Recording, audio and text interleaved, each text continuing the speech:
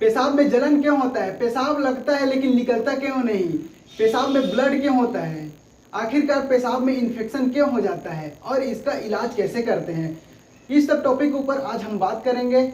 मुझे पता है आप वीडियो को क्लिक करके यहाँ तक पहुँचे हैं तो आपको कुछ ना कुछ जरूर नया सीखना है या फिर नया जानना है या फिर आपके पेशाब में प्रॉब्लम है तो आए हैं। आप वीडियो में लास्ट तक बने रहिए, आपकी सभी उम्मीदें पूरी होगी। हे नमस्कार, मैं बलजीत, आपका स्वागत है घर का हॉस्पिटल में। चलिए आज जान लेते हैं सबसे पहले हमारे शरीर में यूरिनरी सिस्टम काम कैसे करता है। हमारे शरीर में 2 किडनी होती है। किडनी का काम क्या होता है? हमारे शरीर में जितने भी ब्लड है उसको प्यूरिफाई करने का काम करता है, छानने का काम करता है। फिर उसके बाद जितना भी अवशिष्ट पदार्थ लिक्विडिटी के रूप में बचता है उसको यूरेटर के थ्रू यूरिनरी ब्लैडर तक पहुंचा देता है। फिर वह यूरिनरी ब्लैडर में भर जाता है। जब फुल हो जाता है तो शरीर की जरूरत के हिसाब से हम उसको शरीर से यूरिन के रूप में एक्सपेल आउट कर देते हैं, बाहर कर देते हैं। यह तो इस प्रकार हमारे शरीर में यूरिनरी सिस्टम काम करता है। अब यहाँ से शुरू होता है यूरिन इन्फेक्शन का खतरा।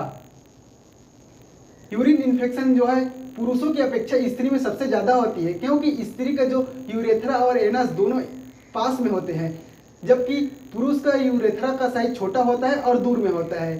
स्त्री में यूरेथ्रा कभी कभी खुला हुआ रहता है और यूरेथ्रा का साइज छोटा रहता है। किसी कंडीशन में पीरियड से कंडीशन में यूरेथ्रा जो है खुला हुआ होता है। यही कारण है कि स्त्री में यूरिन इन्फेक्शन जो है संभावना ज़्यादा रहती है पुरुषों की अपेक्षा होने की। चलिए देख लेते हैं यूटीआई जो है किन किन कारणों से। सबसे पहले तो हमारे शरीर में पानी की कमी के कारण देखा जाता है, जैसे कि हमारा शरीर में अत्यधिक गर्मी बढ़ जाता है या फिर डिहाइड्रेट हो जाता है, उस कंडीशन में यूटीआई होने की संभावना ज़्यादा बनी रहती है।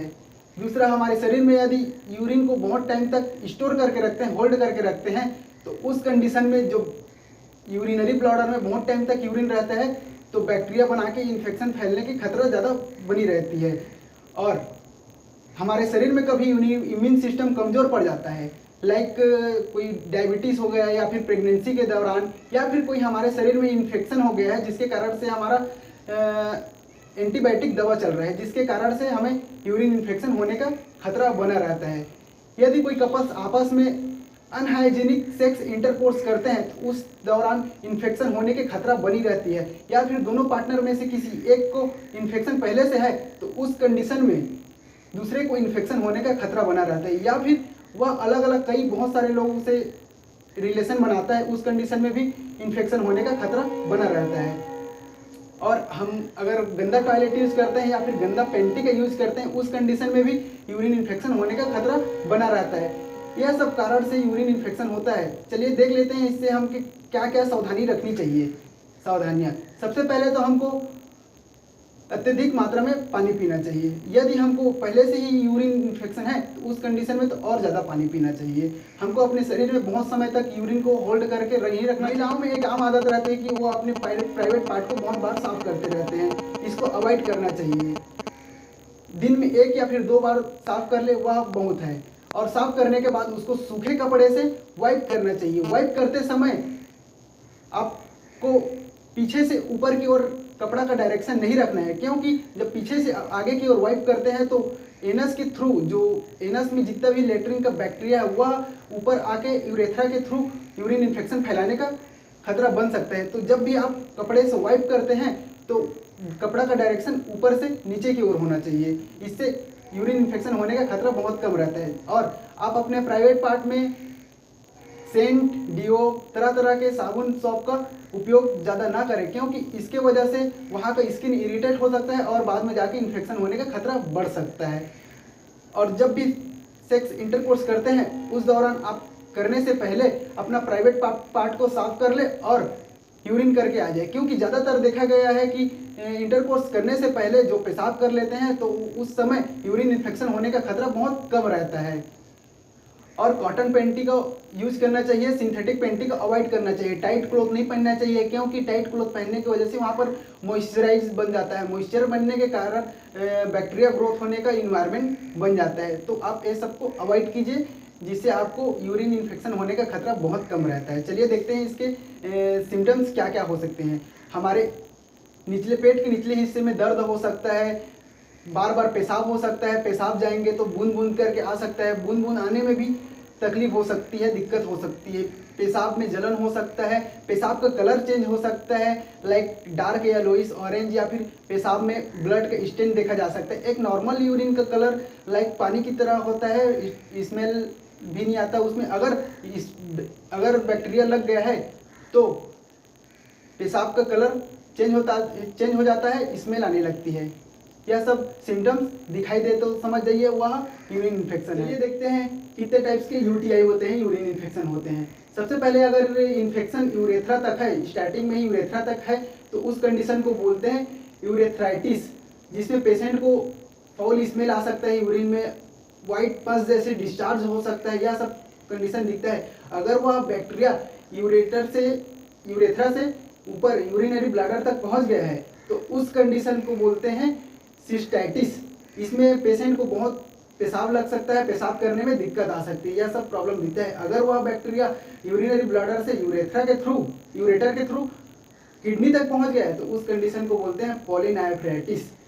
पॉलीनाइफ्राइटिस वाले पेशेंट के अंदर ठंड आके बुखार आ सकती है, उसको नोजिया हो सकता है, वोमिटिंग हो सकती है, पेट के ऊपर वाले हिस्से में दर्द हो सकते हैं, बुखार आ सकता है, यह सब सिम्टम दिखाई देते हैं। अगर यह सब सिम्टम आपको दिखाई दे तो आपके जो भी नज़दीकी वाले यूरोलॉजी डॉक्टर के पास जाके कंसल्ट कराएं, उसका इलाज कराएं।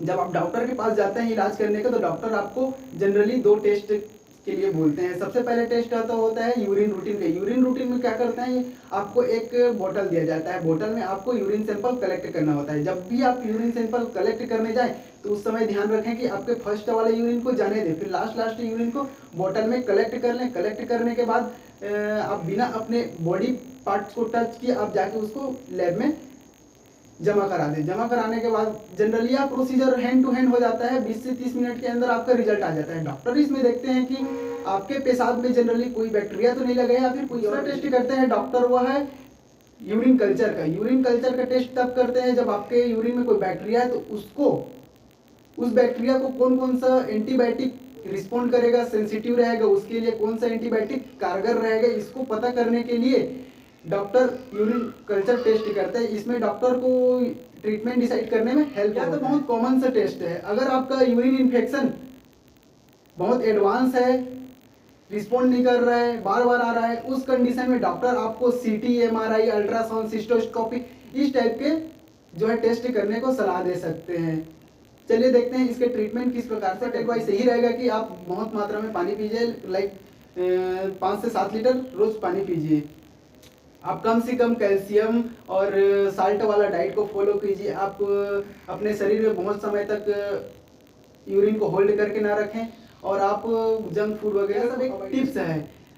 आप इसके साथ साथ मेडिसिन तो आपका चलेगा ही, लेकिन आप मेडिसिन के साथ साथ यह सब टिप्स को फॉलो करेंगे तो आपका बैक्टीरिया है वह बहुत जल्दी यूटीआई ठीक होने का चांस बना रहता है। चलिए देखते हैं यूटीआई को ठीक करने के लिए कौन कौन सा मेडिसिन का। पहला कंडीशन, अगर यूरेथ्राइटिस है, आपको यूरेथ्रा के आसपास इन्फेक्शन है तो उसको ठीक करने के लिए डॉक्टर आपको लियोफ्लॉक्सासिन मेडिसिन का यूज करते हैं, जो कि फ्लोरोक्विनोलोल क्लास का मेडिसिन है।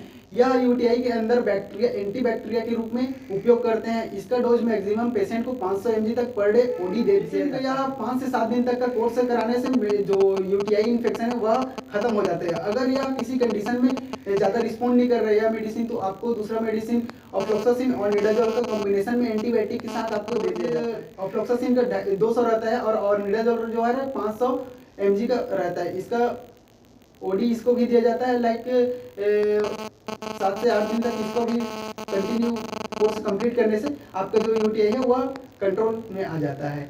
और भी बहुत सारे मेडिसिन है जिसको अलग अलग कंडीशन में यूज करते हैं ट्रीटमेंट करने के लिए, जैसे कि ट्राइमिथोप्रेम, सल्फामेथेक्साजोल, फोस्फोमाइसिन, नॉरफ्लॉक्सासिन, सिप्रोफ्लॉक्सासिन, नेट्रोफ्लोरेंटाइन और सेफालेक्सिन, सेफ्ट्राइजोन, यह सब मेडिसिन का यूज अलग अलग कंडीशन में डॉक्टर यूज करते रहते हैं यूटीआई को ट्रीटमेंट करने के लिए। चलिए देखते हैं। अगर हम देखें तो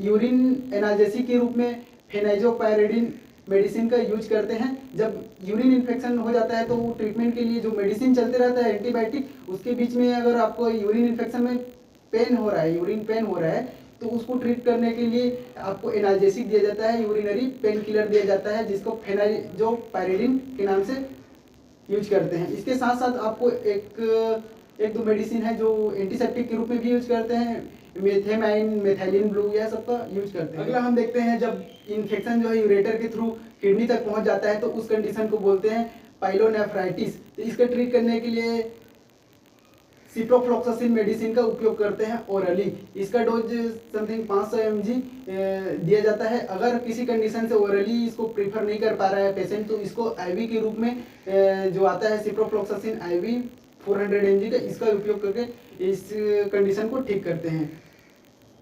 अदरवाइज हम कोई प्रेग्नेंट लेडी का यूटीआई ठीक कर रहे हैं तो उस कंडीशन में सेफ कंसीडर को ध्यान में रखते हुए तो उस कंडीशन में एम्पिसिलिन, नाइट्रोफ्यूरेंटाइन, सेफालोस्पोरिन इस सब मेडिसिन का यूज करते हैं, क्योंकि यह सब मेडिसिन प्रेगनेंसी के दौरान यूटीआई में सेफ माना जाता है। अगर हम देखें कोई पुरुष में यूटीआई को ठीक कर रहे हैं तो उसके अंदर ठीक करने के लिए फ्लोरोक्विनोलोन्स मेडिसिन का उपयोग करते हैं। अगर इससे उसका इन्फेक्शन जो है ठीक नहीं हो रहा है तो ट्राइमेथोप्रिम सल्फामेथोक्सोजोल मेडिसिन का उपयोग करते हैं। इस मेडिसिन को अगर पुरुष में इन्फेक्शन माइनर लेवल पे है तो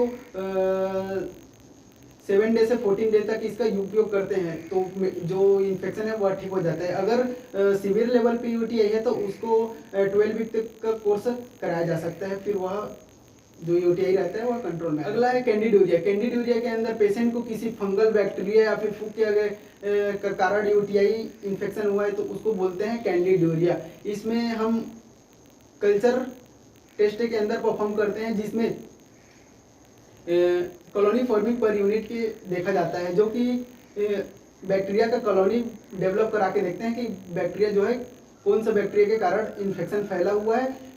लाइक 105 CFU आता है या फिर 103 CFU आता है तो उस कंडीशन में बैक्टीरिया को खतरनाक माना जाता है। फिर उसका ट्रीटमेंट करने के लिए फ्लूकोनाजोल या फिर फाइलीमाइसिन नाम का मेडिसिन का उपयोग करके इसको ठीक कर दिया जाता है। मुझे यकीन है कि आप लोग को वीडियो समझ आया होगा कि यूटीआई किस कारण से होता है, यूरिनरी इन्फेक्शन, और इसमें क्या क्या सावधानी रखनी चाहिए, इसका ट्रीटमेंट करने के लिए कौन कौन सा मेडिसिन का उपयोग करते हैं। अगर आपको वीडियो थोड़ा सा भी पसंद आया होगा तो एक लाइक कर दो यार, क्योंकि आप लोग का एक लाइक से हमको हौसला मिलता है आप लोग के लिए इसी प्रकार के वीडियो बनाने के लिए। और इस दुनिया में हमारा शरीर ही तो एक ऐसा चीज है जो कि दुर्लभ है, इसके बारे में हमको समझना है और इसको सुरक्षित रखना हमारी जवाबदारी है। आप चैनल में बने रहने के लिए चैनल को सब्सक्राइब कर दे, लाइक कर दे और जो बेल आइकन नोटिफिकेशन बेल है उसको ऑल पे सेट कर दे। आप वीडियो में बने रहिए, आपके लिए इसी तरह से हेल्पफुल वीडियो लाते रहेंगे। तब तक के लिए तहे दिल से बहुत बहुत धन्यवाद। मिलते हैं